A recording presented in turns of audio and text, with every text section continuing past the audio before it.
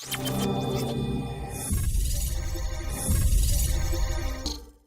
Productivity Academy, and welcome to number 57. Today is the 57th episode of the weekly Q&As where we talk about productivity, processes, apps, all that good stuff.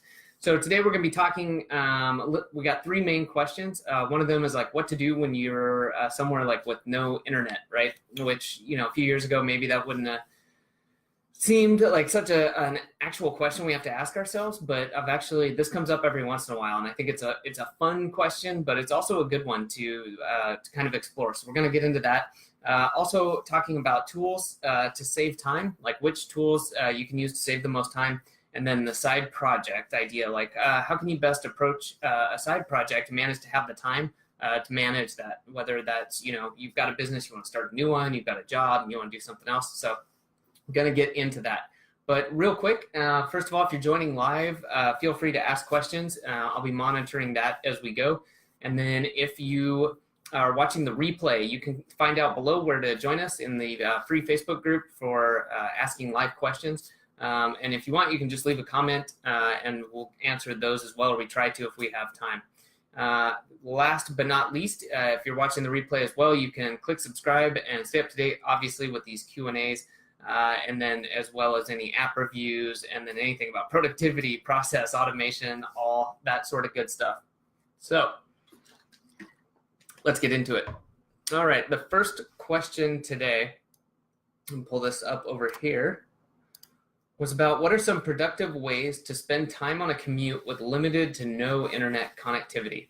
Okay, so I know this comes up for people, especially if they're in like a ride share or maybe they're on trains or just, you're somewhere where you don't have internet connectivity. Okay, so if that comes up, I say personally, to really try to maximize that. I know some people would say if you, you could maybe use your phone or tether or something like that. But, I think that this is a great time to do those activities that a lot of us maybe have problems making time for, or that we don't do as much. And so the big one that obviously comes up is read. All right, if you don't have connectivity, you can have a paper book, you could have your Kindle, and then it's a good opportunity for you to learn. And I think that not only, just learning from a book, but learning in different ways. So there's a course on Coursera. It's a free course, and I believe it was Stanford based, but it's a course on, or how to learn, basically. So it's a course on learning about how to learn. And looking at that from the ways they teach is like you have these kind of two modes, right? You have these really focused modes where you're really into stuff. And then you have this kind of diffuse mode where, maybe we think of it more as like those times where you're kind of not spacing out, but you're just letting, your thoughts kind of go and things just come to you. Or you start bringing things together once you've really focused and you take a quick break and just let your mind kind of absorb it. And so I think that there's a couple good ways you can do that. You could use that time just to think about the day, think about things, observe the things around you. And then on top of that, maybe spend part of the time focusing on something, reading, learning, and then spend, a little bit of time just kind of letting your brain kind of do its thing. So on top of that particular aspect, I think that there's something interesting. I think that it was in Cal Newport's book, Deep Work, and he talks about this idea of just being bored. And it might have just been an article he wrote, but I thought it was from the book. And it's really interesting, this idea that we could just be bored and it's a skill. And I think that's interesting to a lot of people. And when I first read it, I was like, yeah, that seems kind of weird. But you start trying to practice this and go in somewhere while you're waiting in line for a coffee or something. Don't pull out your phone. Just try standing in line for 2 to 3 minutes. And you start noticing, one, that almost everybody's distracted. Use those times, say something, talk to the person next to you. If you don't want to, just kind of observe what's going on around you. And this really helps you kind of, for myself at least, and I think what I've seen in other people, helps you, avoid those moments where you feel like you're constantly doing something. I feel that that's what the phone does, where we're constantly looking at it and you always have something that's occupying your mind, which maybe in the end might not be a great thing. You want to have that kind of diffuse mode of learning where you're just, letting your brain do its thing and it's not focused in on something. So lastly, I'll give a personal recommendation for something you can do when you have limited or no internet connectivity is bring a postcard or bring a sheet of paper and write a letter to somebody. I mean, I don't know about you, I love getting mail. It's so rare that you actually get real mail, and it's so nice, and obviously personal, that you get this. And so I think it would be a great addition to start writing. Maybe it's once a week, you write a postcard to a friend or a family member. I mean, if you did that nowadays, you'd be considered like a prolific letter writer just once a week. And, really helps build and strengthen those relationships. So anyways, I hope that that's helpful. And I think that those are at least a good place to start for some things you can do if you're commuting and you don't have internet connectivity. All right. So next question, let's take a look. Next question is, what are the productivity tools you use the most for saving time? Good question. And I'll start out with one that I think is really interesting and everyone should try. I've tried it throughout the years. I've been impressed more with how it's working lately, and that's rescue time. So just to upfront answer the question, I'm not saying that this is the end all be all for everyone, but give it a shot because it is available. It tracks mobile time. You can set, it'll like block websites. So if you set like a pure focus time, then if you try to go into like your email inbox, if you have that listed, it won't let you in unless you wait a certain amount of time and tell it. Anyways, so it's really good for stopping those times where you're just, whoops, I ended up on Facebook, like things like that. So that said, though, I think that it's more important that we have a framework, something that helps us instead of just saying, I use these tools and they kind of help me do a couple things.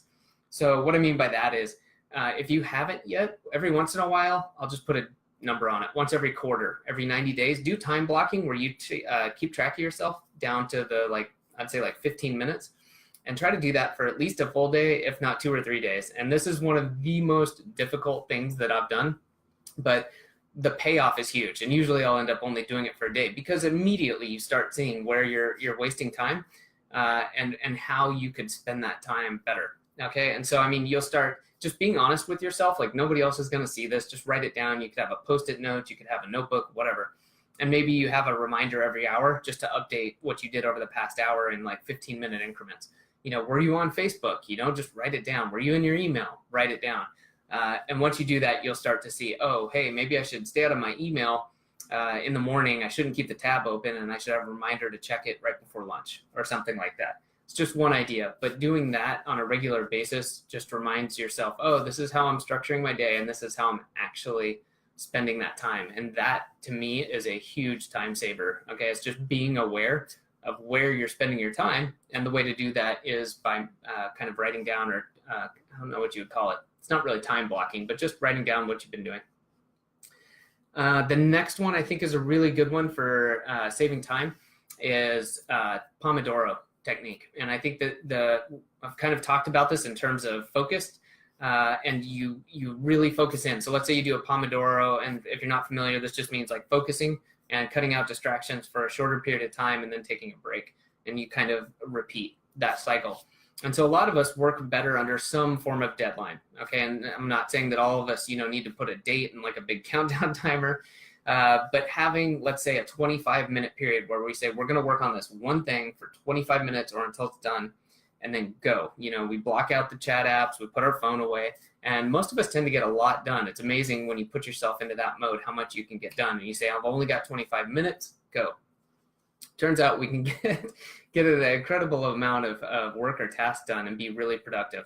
And then sticking to that and saying, okay, and that 25 minutes is up, stop, get up, go do something else that doesn't involve focusing. So, literally go for a 5-minute walk, go get some water, take a walk around the house, do the laundry, something like that, where your brain just gets to relax, gets to kind of think, it's playing catch up, and you're getting a chance to relax as well. And physically move around is generally a good idea.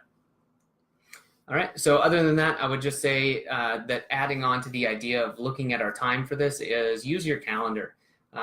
This is really important, as I always talk about doing a daily review, but then starting to put into your calendar where you think you're going to be doing these tasks, okay, as you plan your day. And maybe that's in like the best self journal, and you're just filling out your day in terms of what you're doing throughout it. Maybe it's in your online calendar. But getting used to that generally helps save time because you get better at estimating and understanding how much time things will take you. So I think that that's some good tools to help you start saving some time. All right, and the last question for today was how do I manage time to be able to work on side projects? So that's a really good question. And I think that, no matter if you already have a business and you're looking at, another business or being involved in another project, maybe you're working a job and you want to start a business on the side, whatever it is, that this is a really important question for two reasons. One, you have something you're interested in and you want to pursue, but then you also need to make sure that whether it's your first or main business or your job, that you keep that going. So I think that one way you can do this is the daily review. I think that this, covers a lot of bases, but understanding what is your time available, and instead of saying, I'm just going to work on, my side project for 4 hours, is that even possible today? So go through and plan out your day and see, okay, you know what, I've got a full day, I've got a meeting, I'm having dinner with somebody, and then realistically, I'm going to be tired. I think I could fit in an hour though, instead of telling yourself unrealistically, I'm going to spend 3 or 4 hours in the evening. And maybe there's something else, but I think that going through that process helps you realize where time could be recovered, as well as then being realistic with how much time you're going to assign to that side project. That also goes into a little bit of time blocking. So doing that daily review and saying, hey, I'm going to put aside this time for it, put it into your calendar, make it real, whatever tracking you use, whether it's calendar, if you use like the Best Self Journal and you do some time blocking, put it in there. If you're going to work for an hour on that side project, then make sure you put it into that tracking area. Let's see. Also on this, I think that this is really important, that if you're working on a side project, you need to make sure that you're allowing yourself to take breaks in between. So again, let's just say you're working 9 to 4 on something.